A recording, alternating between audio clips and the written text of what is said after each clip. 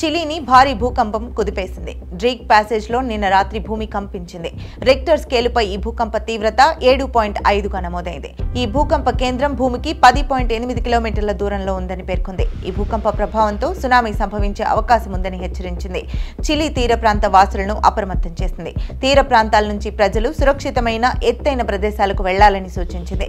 గత నెల 30న రష్యా తీరంలో కమ్చాట్కా వద్ద 8.8 తీవ్రతతో భారీ భూకంపం సంభవించి పసిఫిక్ మహాసముద్రంలో అసాధారణ అలలను సృష్టించిన సంగతి తెలిసిందే. ఆసియా కప్ క్రికెట్ టోర్నమెంట్ లో భాగంగా దాయాది దేశాలపై భారత్ పాకిస్తాన్ల మధ్య మ్యాచ్ జరుగుతోంది. ఈ టోర్నీలో పాకిస్తాన్ తో భారత్ ఆడుతుందా లేక బహిష్కరిస్తుందా అన్న సందేహాలకు తెరపడింది.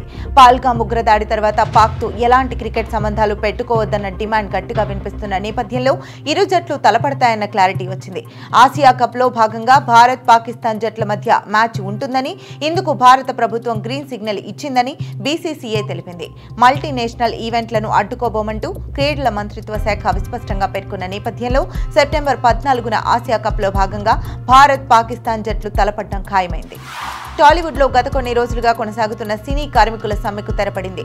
వేతనాలు 30% పెంచాలని డిమాండ్ చేస్తూ సినీ కార్మికుల ఫెడరేషన్ ఆగస్టు 4 నుంచి సమ్మెకు దిగిన సంగతి తెలిసిందే. దీంతో సినిమాలు, సీరియళ్లు, వెబ్ సిరీస్ల చిత్రీకరణ పూర్తిగా నిలిచిపోయింది. నిర్మాతలతో పలుసార్లు చర్చలు జరిపినప్పటికీ ఒప్పందం కుదరలేదు. ఈ వివాదాన్ని పరిష్కరించేందుకు పలువురు సినీ ప్రముఖులు కూడా జోక్యం చేసుకున్నా ఫలితం లేకపోయింది. అయితే ఎఫ్డీసీ చైర్మన్, ఫిల్మ్ ఛాంబర్ అధ్యక్షుల చొరవతో తెలంగాణ ప్రభుత్వం ముందుకు రావడంతో పరిష్కారం లభించింది. ప్రభుత్వ జోక్యంతో లేబర్ కమిషన్, నిర్మాతలు, ఫెడరేషన్ మధ్య చర్చలు ఒక్కులిక్కొచ్చాయి. తాజాగా చర్చలు విజయవంతం కావడంతో సమ్మె ముగిసింది.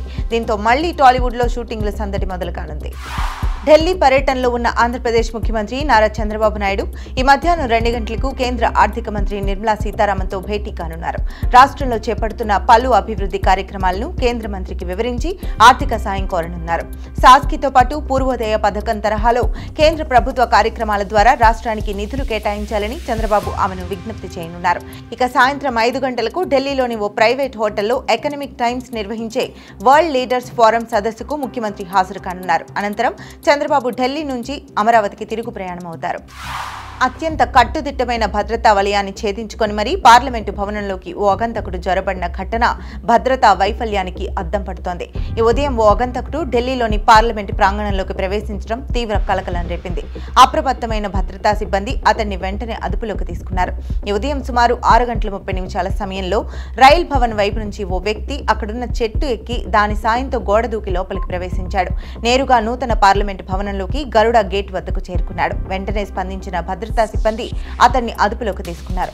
ప్రస్తుతం అతన్ని ఉన్నతాధికారులు విచారిస్తున్నారు. పార్లమెంటు వర్షాకాల సమావేశాలు ముగిసిన మరుసటి రోజే ఈ ఘటన జరగడం గమనార్హం. అన్నమయ్య జిల్లా రాజంపేట వద్ద సమీపంలోని అన్నమయ్య ఇంజనీరింగ్ కాలేజీలో ఎంబీఏ చదువుతున్న 3 విద్యార్థులు చెయ్యేరు నదిలో ఈతకు వెళ్లి ఊబిలో చిక్కుకొని ప్రాణాలు కోల్పోయారు. వారంతా కడప జిల్లాలోని 3 ప్రాంతాలకు చెందిన విద్యార్థులుగా గుర్తించారు. చెయ్యేరు నదిలో నీటి ప్రవాహం ఎక్కువగా ఉండటం, ఎగువన ఉన్న పించా డ్యాం నుంచి నీటి విడుదల చేశారు. నీటిలో ఈత కొడుతున్న 3 బీటెక్ విద్యార్థులు ఊబిలో చిక్కుకొని మరణించారు. 5 విద్యార్థులు ప్రాణాలతో సురక్షితంగా బయటపడ్డారు. ఈ సంఘటనతో ఇంజనీరింగ్ కాలేజ్తో పాటు కడప జిల్లాలో 3 కుటుంబాలు తీవ్ర విషాదం ఏర్పడింది. వీధి కుక్కల నియంత్రణ విషయంలో సుప్రీంకోర్టు తాజాగా కీలక మార్గదర్శకాలు జారీ చేసింది. గతంలో ఇచ్చిన వివాదాస్పద ఆదేశాలను సవరించిన సుప్రీంకోర్టు వీధి కుక్కలను పట్టుకున్న తర్వాత వాటికి అవసరమైన టీకాలు, డీవార్మింగ్ చికిత్స అందించి వాటిని ఎక్కడి నుంచి పట్టుకున్నారో అక్కడే ప్రాంతంలో తిరిగి విడిచిపెట్టాలని, తద్వారా వాటి ఆవాసాలకు భంగం కలగకుండా చూడాలని సూచించింది. అయితే రేబిస్ వ్యాధితో బాధపడుతున్న కుక్కలను, ప్రజలపై తీవ్ర దూకుడుగా ప్రవర్తించే కుక్కలను గుర్తించి వాటిని వేరు చేయాలని స్పష్టం చేసింది. ఇటువంటి శునకాలకు కూడా రోగనిరోధక టీకాలు వేయాలని, అయితే వాటిని జనావాసాల్లోకి తిరిగి వదలకుండా ప్రత్యేకంగా ఏర్పాటు చేసిన షెల్టర్లలోనే ఉంచి సురక్షించాలని సుప్రీం ఆదేశించింది.